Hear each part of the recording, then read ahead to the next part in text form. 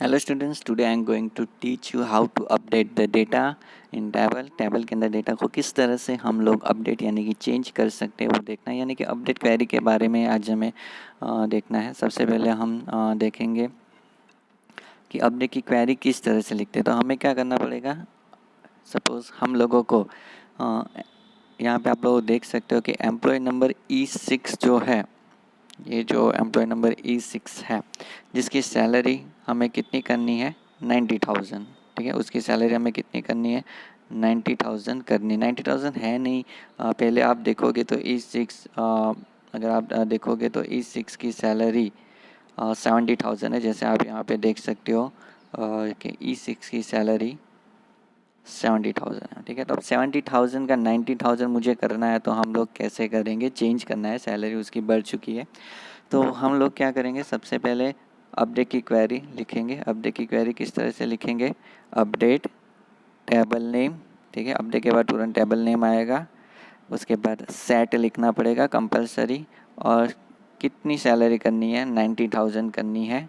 Employ underscore salary इसको 90,000 करेगा, where employee number equal to E6, यानी जिस एम्प्लॉय का नंबर E6 है उसकी सैलरी हमें कितनी सेट करनी है 90,000। तो आपकी क्वेरी इस तरह से आएगी, update EMP set EMP underscore salary equal to 90,000 where employee number equal to E6, यानी कि जिसका एम्प्लॉय नंबर E6 है उसकी सैलरी कितनी सेट हो जाएगी, मतलब अपडेट हो जाएगी 90,000।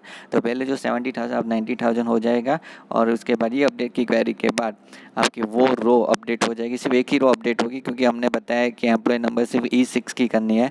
तो आप लोग देख सकते हो कि E6 की सैलरी यहाँ पे 90,000 आ जाएगी। कॉन्सेप्ट क्लियर हुआ?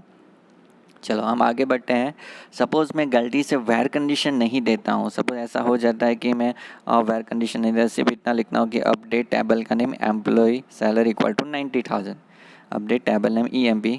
ठीक है, टेबल का नाम क्या है EMP, अपडेट EMP सेट करके मैं सैलरी सेट कर रहा हूँ एम्प्लॉय की कितनी 90,000। तो इससे क्या होगा, मैंने वेयर कंडीशन नहीं लिखी, यानी कि टेबल के अंदर जितने भी एम्प्लॉय है हर एक की सैलरी कितनी हो जाएगी 90,000। तो आप लोग देख सकते हो कि आफ्टर फायरिंग दिस कैरी, अगर ये कैरी आप फायर करते हो उसके बाद आप लोग देख सकते हो कि एम्प्लॉय की सैलरी सब की कितनी हो गई है 90,000। ठीक है, तो ये गड़बड़ नहीं होनी चाहिए। जिसकी सैलरी आपको चेंज करनी है वो वेयर कंडीशन में बताओ कि उस एम्प्लॉय कौन से एम्प्लॉय, या तो फिर नाम लिख के बताओ कि where employee name equal to this, या फिर ऐसा बताओ कि where employee number equal to this, और फिर पर्टिकुलर उसी की सैलरी अपडेट करो। अदरवाइज़ अगर आप वेयर करके स्पेसिफाई नहीं करोगे तो सबकी सैलरी चेंज हो जाएगी, जैसे यहाँ पे आपको दिख रहा है, तो प्रॉब्लम हो जाएगी। चलो अभी नेक्स्ट आगे बढ़ते हैं। सपोज़ आप लोग सोचते हो कि सर सिर्फ एट ए टाइम एक की सैलरी हम चेंज कर सकते हैं, सॉरी एट ए टाइम हमने सिर्फ सैलरी ही चेंज की, या हम सेम टाइम के ऊपर सैलरी और डेट ऑफ बर्थ जैसे कि दो कॉलम की वैल्यू एक साथ पर्टिकुलर किसी एम्प्लॉय की चेंज कर सकते हैं।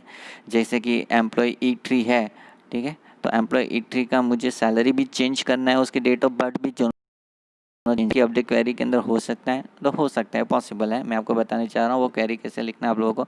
सबसे पहले आपको लिखना पड़ेगा अपडेट टेबल नेम सेट करके आपको सैलरी बता देनी है कितनी आपको चेंज करनी है।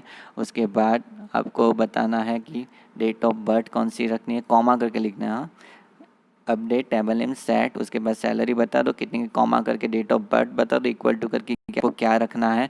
उसके बाद वेयर करके स्पेसिफाई कर दो कि किसकी करना है, चेंज करना है। तो मैंने बता दिया कि E3 की करना है।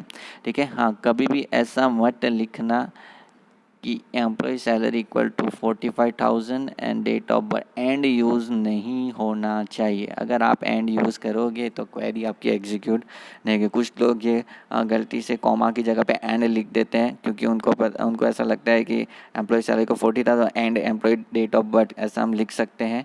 ठीक है, तो बीच में एंड लगा देते हो, फिर क्वेरी एग्जीक्यूट नहीं होती। तो आपको ध्यान रखना है सेट के बाद जितनी भी वैल्यू आप, जितने भी कॉलम की वैल्यू आप सेट करते हो वो हमेशा कॉमा कॉमा करके ही आएगा। ध्यान रखना एंड बीच में कहीं पे भी आप नहीं लिख पाओगे।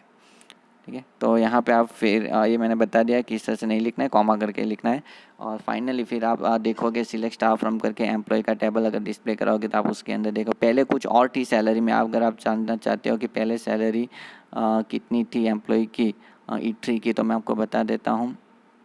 कि E3 की सैलरी आप यहाँ पे देख सकते हो 40,000 थी और 4 मार्च उसकी बर्थडे थी। और यहाँ पे आप लोग देख सकते हो कि हमने क्या चेंज कर दिया कि हमने 20,000 कर 4500 कर दिए हमने, ठीक है। हमने कर दिए 4500 और उसके बर्थडे कर दिए 5th में 88, ठीक है। तो इस तरह से हमने चेंज कर दिया है, ठीक है। तो आपको अगर देखना है कि पुराने डेटा क्या है तो वो ऊपर जाके आप लोग देख सकते हो। यहाँ पे मैंने डायरेक्टली आफ्टर अपडेट क्वेरी के बाद जो भी चेंज होता है वो मैंने सिलेक्ट क्वेरी के थ्रू दिखाया है, क्योंकि अपडेट क्वेरी के बाद रिजल्ट क्या आता है वो मैंने सिर्फ दिखाया है, ठीक है। आगे क्या डेटा थे वो आपको ऊपर जाके देखना पड़ेगा। चलो, तो ये हो गया हमारा अपडेट का कॉन्सेप्ट। एक साथ हम किस तरह से अपडेट कर सकते हैं पर्टिकुलर रिकॉर्ड्स को। हम modifying the structure of table, table का स्ट्रक्चर हम मॉडिफाई करने जा रहे हैं, ठीक है। क्रिएट की क्वेरी के तो आपको पता है टेबल का स्ट्रक्चर क्रिएट होता है, ठीक है। तो अगर टेबल का स्ट्रक्चर चेंज करना है तो उसके लिए हमारे पास ऑल्टर नाम का कीवर्ड आएगा। सपोज़ हमें टेबल के अंदर एक नई कॉलम ऐड करनी है, तो क्वेरी क्या रहेगी उसके लिए, हम एक नई कॉलम ऐड करने, जैसे हमने पहले टेबल बनाया था तो उसके अंदर सिर्फ हमने 5 कॉलम रखी थी, employee number, department number, employee name, employee salary and employee date of birth. लेकिन अब मुझे 2 कॉलम पीछे से पता चला मुझे ऐड करनी है, मुझे लगा कि ये 2 कॉलम भी ऐड करनी थी तो मैं ऐड कर सकता हूँ। उसके लिए मुझे सिर्फ क्या करना पड़ेगा, ऑल्टर टेबल की क्वेरी लिखनी पड़ेगी, ऑल्टर टेबल, टेबल नेम, उसके बाद ऐड करके आप ब्रैकेट के अंदर जितनी भी कॉलम ऐड करना चाहते हो वो लिख सकते हो, लेकिन साथ में कॉलम के नेम के साथ आपको उसकी डेटा टाइप भी बतानी पड़ेगी। तो ये आपको बताना होगा CT वैरकेट 2 फॉन, उसकी डेटा मैंने क्या रखी है, नंबर, ठीक है। तो इस तरह से हम लोग ऑल्टर की क्वेरी के थ्रू 2 कॉलम ऐड कर सकते हैं। याद रखना, ऑल्टर टेबल, उसके बाद टेबल का नेम, ऐड, ऐड करके ब्रैकेट के अंदर जितनी भी कॉलम आप ऐड करना चाहे 1 करना चाहे 2 या 3, जितनी भी कॉलम आप ऐड करना चाहते हो तो वो आप लोग ऐड कर सकते हो, ठीक है। और ब्रैकेट में आपको साथ में आपको कॉलम के नेम के साथ उसकी डेटा टाइप और आपको साथ में उसकी साइज़ भी आपको बतानी पड़ेगी। अब यहाँ पे देखते हैं कॉलम को ड्रॉप कैसे करते हैं। सपोज हमने ये तो देख लिया कि किस तरह से हम लोग कॉलम ऐड कर सकते हैं। अब हमें ये देखना है कि किस तरह से कॉलम ड्रॉप करते हैं। सपोज मुझे कोई कॉलम निकालना है, जैसे मैं इसी को ड्रॉप करूँगा। जैसे यहाँ पे हमने सिटी और फ़ोन 2 कॉलम ऐड की है, ठीक है। तो सिटी और फ़ॉन्ट 2 कॉलम हमने जब ऐड की, अब उसको मुझे निकालना भी है। सपोज़ मुझे लगा कि ये गलती से ऐड हो गई या फिर ऑलरेडी कोई कॉलम है तो उसको निकालना है, चाहे उसमें डेटा हो या ना हो, हमें उस कॉलम को निकालना है तो हम लोग निकाल सकते हैं उस कॉलम को। उसके लिए आपको लिखना पड़ेगा ऑल्टर टेबल, ठीक है, टेबल का नेम, उसके बाद आएगा ड्रॉप कॉलम, कॉलम नेम, ठीक है।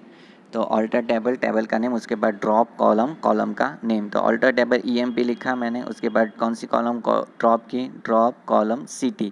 तो CT नाम की कॉलम ड्रॉप हो जाएगी, ठीक है। एक साथ आप सारी कॉलम नहीं लिख सकते, आपको 1 बाय 1 कॉलम को ड्रॉप करनी पड़ेगी।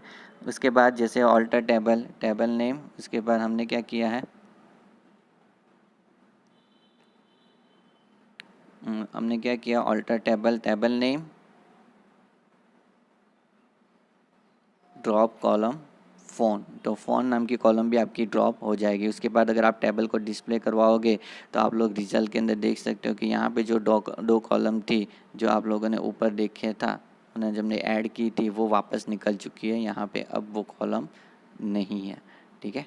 तो इस तरह से हम लोग ऑल्टर टेबल की क्वेरी के थ्रू कॉलम को ड्रॉप कर सकते हैं।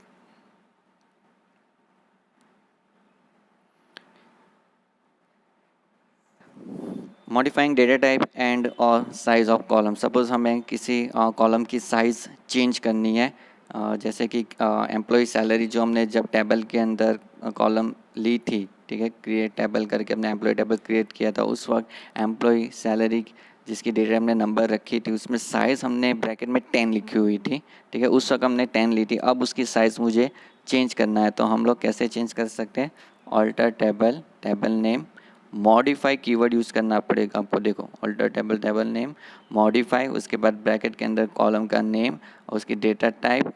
कॉलम का नेम यहाँ पे सेम मैंने लिखा है, ठीक है। उसके बाद हम लोगों ने डेटा टाइप भी सेम रहने दिए, सिर्फ मैंने यहाँ पे क्या चेंज किया है, साइज़ चेंज किया। तो साइज़ मैंने बढ़ाई है, 10 से क्या किया 15 मैंने बढ़ा दी है। तो इस तरह से आप लोग साइज़ बढ़ाना चाहते हो पीछे से, ठीक है, कॉलम की साइज़ बढ़ाना चाहते हो, जैसे पहले नंबर 10 था, तब नंबर 15 मैंने कर दिया।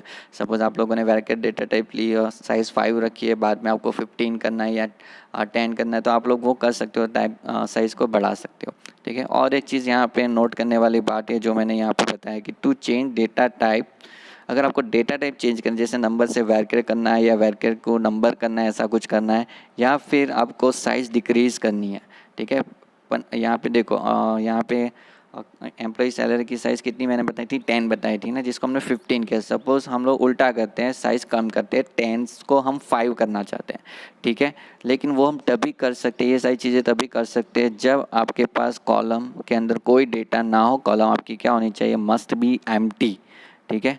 आपके डेटा नहीं होने चाहिए, तभी आप उस कॉलम की साइज़ को डिक्रीज़ कर सकते हो या फिर उसकी डेटा टाइप चेंज कर सकते हो। अदरवाइज़ साइज़ को सिर्फ इंक्रीज़ करना है तो ये क्वेरी जो मैंने आपको बताई उसके थ्रू आप आसानी से मॉडिफाई के थ्रू आप उसकी साइज़ आसानी से बढ़ा सकते हो, ठीक है। नेम सेम रहेगा, डेटा टाइप सेम है, सिर्फ हम साइज़ को बढ़ा रहे हैं, तो उसमें कोई प्रॉब्लम नहीं है। लेकिन प्रॉब्लम कब आएगी, प्रॉब्लम तब आएगी जब आप लोग डेटा टाइप को चेंज करना चाहते हो, जैसे कि नंबर को वैरकेर या वैरकेर को नंबर करना चाहते हो, या फिर प्रिसिजन मतलब कम कर रहे हो, डिक्रीज़ कर रहे हो। डैट मीन्स जैसे कि 15 को 10 करना चाहते हो, ऐसा मतलब नंबर ऑफ मेमोरी को आप कम कर रहे हो, तो प्रॉब्लम क्रिएट होती है। इसीलिए उस वक्त वो पहले क्या कहता है कि आपकी column must be empty. For example suppose आप लोगों ने सैलरी दी है जिसके अंदर या नेम लिया है, चलो हम नेम लेते हैं, जिसके डेटा आपने वैरकर रखी है और उसमें आपने 5 लिखा है, ठीक है। तो आप लोग ने क्या किया, अगर 5 कैरेक्टर के नेम डाले होंगे, ठीक है। लेकिन सपोज़ ऐसा किया मैंने कि 5 कैरेक्टर के नेम तो ऑलरेडी मैंने डाल दिए होंगे, टेबल के अंदर डेटा डाले होंगे, ठीक है, उसके हिसाब से अब मैं उसकी साइज़ कम करता हूँ, वैरकर 5 की जगह पे वैरकर 2 कर देता हूँ, ठीक है। तो प्रॉब्लम क्या होगी, जो 5 कैरेक्टर के नेम थे, ठीक है, वो ऐसा नहीं कि वो 2 कैरेक्टर के हो जाएंगे, वो हो ही नहीं सकता, पॉसिबल ही नहीं। इसीलिए वो ये कह रहा है कि आपके कॉलम में डेटा नहीं होंगे तो ही आप लोग उसकी साइज़ रिड्यूस कर सकते हो, ठीक है। तो इस तरह की प्रॉब्लम होती है, ध्यान रखना। तो इसीलिए सिर्फ साइज़ को आप बढ़ा सकते हो, डेटा जब टेबल में होते हैं तो आप लोग उसकी डेटा टाइप या उसकी साइज़ डिक्रीज़ नहीं कर सकते, लेकिन उसकी साइज़ आप बढ़ा सकते हो, ठीक है, मेमोरी बढ़ा सकते हो, सिर्फ इतना हो सकता है। अदरवाइज़ अगर डेटा नहीं है टेबल के अंदर, सिर्फ आपने कॉलम का नेम मतलब टेबल का स्ट्रक्चर क्रिएट किया है और आपको डेटा टाइप वगैरह चेंज करनी है या फिर कॉलम की साइज़ डिक्रीज़ करनी है, तो वो आप आसानी से कर सकते हो अगर डेटा नहीं हो तो, ठीक है। तो यहाँ पे हम सेशन एंड कर रहे हैं, ठीक है, बाकी का हम लोग नेक्स्ट टाइम देख लेंगे। चलो।